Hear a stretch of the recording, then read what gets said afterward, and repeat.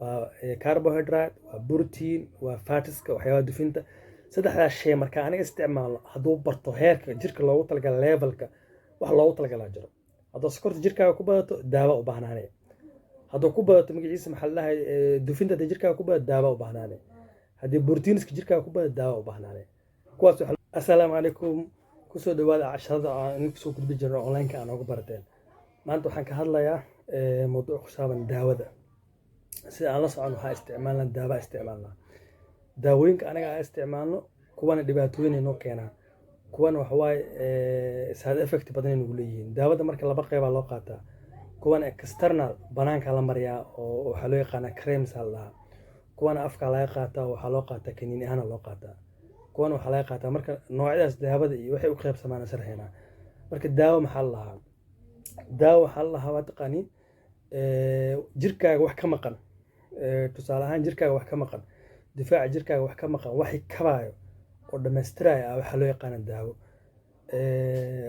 mechanismka difaaca jirkaaga waxaa loo qaybayaa 5 qeyb loo qaybayaa: WBC, RBC, platelets. waxaa ugu muhiimsan WBC, 5 qeyb oo ugu muhiimsan WBC waa WBC waxaa loo qaybayaa basophil, monocyte, eosinophil iyo lymphocyte, iyo waxaa loo qaybayaa monocyte. marka neutrophil, eosinophil, monocyte, lymphocyte iyo basophil, shantaas ugu muhiimsan. marka shanta qaybood oo difaaca jirka bini'aadamka loo qaybinayo qayb kamid ah oo qaabilsanaa particular areas la weynaa. markii la waayo maxaa loo baahnaana? daawo lagu buuxiyo loo baahnaana. daawada sababtaas loo qaataa. marka daawada sababtaas loogu baahdaa. qofka markuu daawo goorma u baahnaa? daawo wuxuu u baahnaana neutrophil wuxuu qaabilsan yahay difaacidda bakteeriyada. neutrophilska la waaye. neutrophilska markii la waayo maxaa soo galaya jirka? bakteeriya badan soo galayso. bakteeriyada badan marka jirkii ku raaxaysanay dhibaato badan ay sameeyeen. waxay ku sii deeyeen wax loo yaqaan lysosomes la oo bakteeriyada ka kooban tahay. chemicalkaas bakteeriyada markay sii deeyso jirka bini'aadamku baabi'ina. marka neutrophilskaas oo jirka qaabilsanaa inuu bakteeriyada difaaco ama wacyigeliyaha bakteeriyada ahay la waaye, uu yaraaday ama waa la waaye.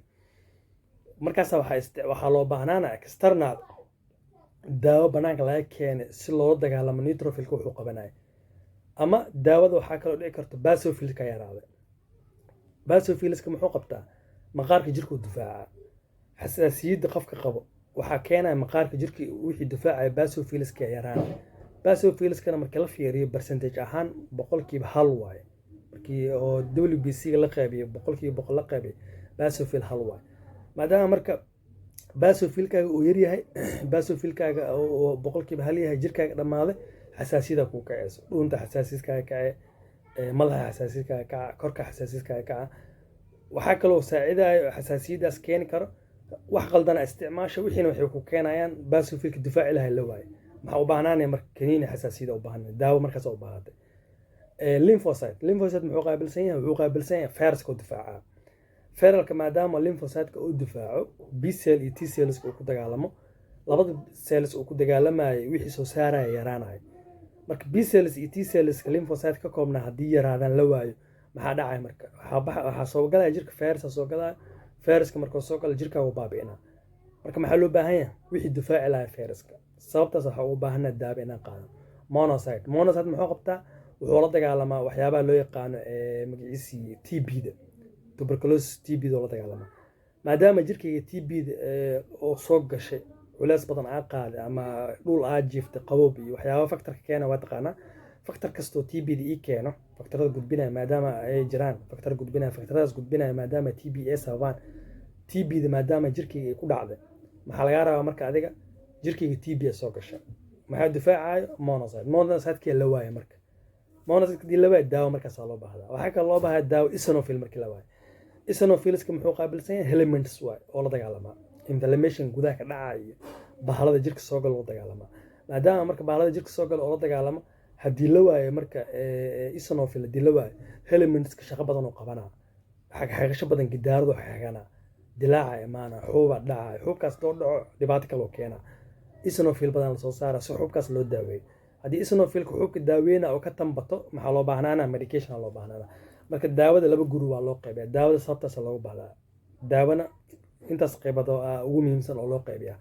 marka daawada markii laga hadlayo laba group loo qaybiyaa oo jirku bini'aadamka u baahan waxaa loo yaqaanaa kuwa chemical laga sameeyo oo la dhaho drugs aa la dhahaa waxaa loo yaqaanaa chemical kuwa laga sameeyo drugs aa loo yaqaanaa kuwana waxaa laga sameeyaa plants aa laga sameeyaa dhir laga sameeyaa kuwaas waxaa loo yaqaanaa herbal aa la dhahaa kuwa chemicalka laga sameeyo oo plantska loo yaqaano iyaga waxaa loo qaybiyaa pharmacodynamic iyo pharmacoceutics warshadaha sameeyaan warshadaha markay sameynayaan kuwa chemical pure ka dhigayaan oo daab bas leh waaye wax oo laguma darin dhir laguma darin kuwana maxaa waaye daabo oo dhir lagu daro waaye dhirtaa lasoo qaadaa xoogaa daaba lagu daraa afahantamo antidolooraho kale badankood maxaa laga sameeyaa daawo pure laga sameeyaa kuwa loo yaqaan antibiotican maxaa la sameeyaa dhiraa lasoo qaadaa dhirtaasa waxaa lagu daraa ilaa dhirta oo jirkeena ka maqan aniga dhir badan ma cuno dhirta jirkeena ka maqana waxaana lagu soo daraa daawana lagu soo daraa markaasaana loo keena waxaana la leeyahay daawadan isticmaala hadda waa fahanamo marka sababtaas waxaa ugu baahnaa daawo ugu baahnaa marka daawooyinka maxaa ugu muhiimsan waxaa ugu muhiimsan saddex sababa keenayso in daawada loo baahdo saddexda sabab daawada keenayso in loo baahdo waxay kala yihiin functional problem qabaa functional problem maxaa waaye systemka sagaalka system jirka bini'aadamka mid kamid ah jirada functional problem maadaama qabo oo shaqadii la raba systemka qaba lahaa jirka maadaama jirada waxaa u baahnaana daawo u baahnaana metabolism problem imaan metabolism maxaa lahaa waxaa ziyaada levelska waxyaabaha aan cabay ama waxyaabaha cunayo waxyaabaha cunaya maxaa laga wadaa horta metabolismka waxaa ugu muhiimsan carbohydrate-ka isticmaalo sokorta borotiinka isticmaalo fatska isticmaalo waxyaabaha oo aniga aan isticmaalo oo saddexdaas shay aan sheegna kuwaas waxaa loo yaqaanaa metabolized ay marayaan waa carbohydrate waa protein waa fatska waxyaabaha dufinta saddexdaas shay marka aniga isticmaalo hadduu barto heerka jirka loogu talagala levelka wax loogu talagalaa jiro hadduu sokorta jirkaaga ku badato daawo u baahnaanaya hadduu ku badato magaciisa maxaa la dhahay dufinta haddii jirkaaga ku badato daawo u baahnaanaya haddii proteinska jirkaaga ku badato daawo u baahnaanaya kuwaas waxaa laisku dhahaa marka metabolism markuu jirkaaga soo galo waxaa loo baahnaana daawo loo baahnaana qaybta kale oo saddexaad u dambeeya mental problem qofka markuu qabo nerve iyo problem nervaha markuu qabo wuxuu baahnaana daawo u baahnaana marka waxay dhahaan problemo kale loogu baahdaa jiro functional problem markuu jiro qandha imaanayo madax xanuuna imaanayo antidolor u baahan tahay markuu jirkaaga bacteria soo galo oo jirkaaga wax laga difaaco loo baahan yahay oo sariir aa kortay oo amantagiisa tacbaan aa tahay wax laga difaacaya jirkaaga loo baahan yahay difaaci aan soo sheegnana oo jirkaaga ka dhammaaday markaas waxaa loo baahnaa daawo loo baahan antibiotica loo baahnaana iyo xaalad kale waxaa jirto nerva qabtaa nerva markaa qabtid mental problem qabtaa maskaxdaada dhicaamanka ay soo saaraysaa yaraaday stresska kaa batay fikirkaaga zaa'id noqday marka mar walba waxaa la sameeyaa ma la fikiro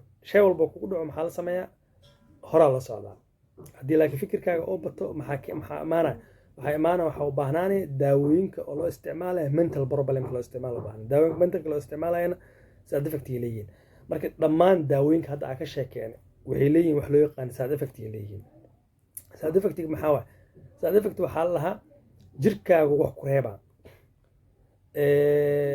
daawo tifo isticmaale jirkayga muxuu ku reebaa side effect ku reebaa side effect ku reebaa maxay tahay waxyaabo kaloo daawadaas dhibayaa jiro oo opportunistic uu yahay wixii kacaayo wixii markay kacaan xasaasiyada kacaayo waxyaabo kaloo ku qarsanaya kacaayo maxaa kici daawada isticmaasho markaasoo kale maxaa la sameynaa drug combination la sameynaa dhakhtarkana aad u sheegtid la rabaa aad tiraahdo walaalaalo ani daawo isticmaal rabaa daawadan aan isticmaal rabo waxaa rabaa inaad ii sheegtid cudur ma ii sababta ani waxaan qabaa xasaasiyad ani waxaan qabaa allergy أنا وحاقبة عند حنون أنا وحاقبة صنبور أنا وحاقبة دقي حنون وحاقبة إنها شيكتد داود أنت بدل وحاقومي مثلا respiratory system يو digestive system لبعض system system كسدحاد circulatory system سدحاد system أجرك الجردو أنت قو بدل واي respiratory system كان نفط سوق هذا أكسجين كواي هدي وقفك حساسية سنك قب